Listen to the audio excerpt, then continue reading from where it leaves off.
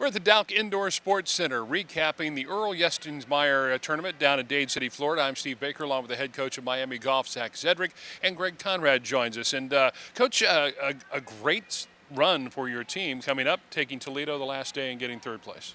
Yeah, it was a good week for the boys. I thought the prep at home was awesome. Guys were super focused, and we got down there, and everyone was ready to go. And we played really well Monday morning against Ohio. Ohio played really well as well, and the match came down to the wire. But I was proud of that, how the guys kind of focused on just taking care of their match, taking care of their business, and I thought we played with a lot of poise and handled that pressure well. And then, in the afternoon, we just kind of got behind against Eastern Michigan in a handful of matches early, and played well, but just not quite well enough to win.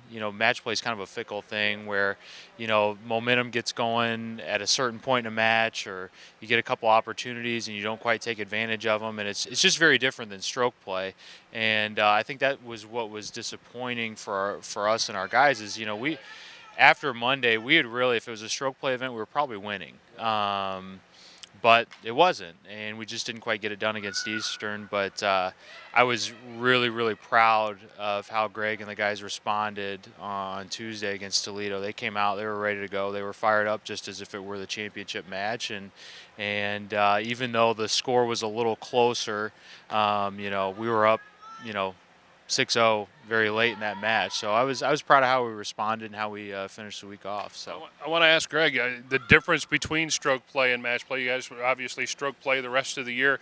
What's the player's mindset going in a match play event like that? Absolutely, it's a lot different, but at the same time, you have a lot of the same routines, because the beauty about match play is it's one hole, one shot at a time. You can go out and, you can make a big number on a hole and you lose that hole, but it doesn't matter. It's just one hole. You got however many more to play to make it up. And that's what I noticed as myself, and a lot of the other guys noticed, is how easy it is to have your level of focus be on that one hole at a time, not worrying about how many holes are left in the round or where you need to finish in relation to the rest of the field in order to, have a spot in the swing of things coming down the stretch. So your level of focus is high, and it gets you amped up to really take it to them in that moment, because you know that you're going to have the same exact chance in 10 minutes on the next tee box. The weather has been a little cooperative for you guys here in the winter, but as we're standing here in the Dowk Indoor Sports Center, it's snowing outside. There's snow on the ground. This place has had to be a big help in the off-season training. Absolutely, absolutely. We have gotten a lot of hours in here, take full advantage of them, and we've really been able to get creative with the type of games we play in here, with the wedge games. Being that we can only hit shots 50 yards into the net, we've gotten really adept to hitting wedges at different targets, carrying distances, and so I think that really played into our scoring ability this week inside of 100 yards. Guys being able to get up and down, having more yardages and more shots inside of 60 yards to be able to play with, to have that dynamic aspect to your game this early in the season is really important. I want to ask you one more question. You go through the entire season here without seeing most of these MAC teams now the rest of the year. How does that first event, where all MAC schools are participating, all MAC schools are playing, give you kind of a gauge as to what the competition is going to be and what you're up against at the end of the year? It does a little bit. I think mindsets, it gives you a sense of what the mindsets are between the teams as to how people are approaching their spring seasons, and how you can kind of tell which teams have an edge to them and which don't. It gets us fired up, as in terms of we get to see these guys, and we know that the next time we see them is that at the MAC tournament for most of them. And for some, it's we leave with a bad taste in our mouth and want to get back at it with how we want to get after those teams. And the others, we know that they're going to be just as ready as we are, and ready to compete up in Toledo at MACs in May. So yeah, it's good. We don't see a lot of them. We see a few of them, but everybody's going to be ready to be fired up with good competition otherwise to see each other in May. Very good. Well, Coach, you got almost a full month off here before your next event down at the Colton River. Tell us after that first event what you saw, what you need to work on between now and then.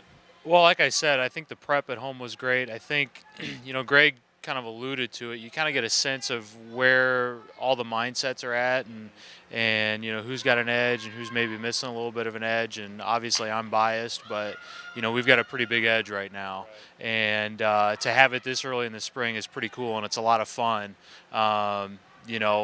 Because I'm kind of an intense guy, and we've got, Greg's kind of an intense guy. We got a lot of guys that want to be pretty good. So it's a lot of fun to see that, and it's almost like we're kind of pumping each other up over it. So, but this is, we've got it, like you said, almost another month. So we've got a couple of days of practice. We're going to give the guys a couple of days off, and kind of, it's almost like you have these little sprints and these little runs when the spring is so long. So we had this little 2-week sprint prepping for the match play and getting ready for a match play event and competing at a match play event.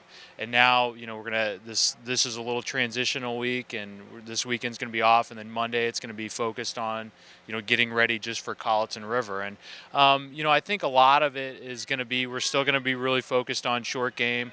We're gonna start to transition to doing some more stuff, probably with our long game.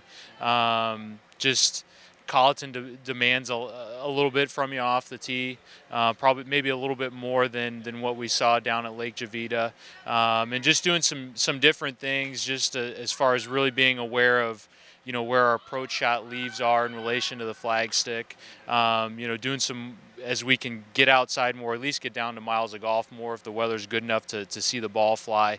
Do some stuff to test that part of our games, and just keep competing. These guys love to compete in practice, and we're going to continue to find unique and fun and pressure-filled ways to kind of put it on our guys in practice and learn how to perform for each other. It's one thing if Greg's got to go do something in practice just for himself, but if Pat and Jack and Brian, if the four of them have to do something together as a group, it's a different kind of pressure, and we like doing that kind of stuff. So we're gonna keep that the focal point. Best of luck. Thanks, Coach. Thanks, Big.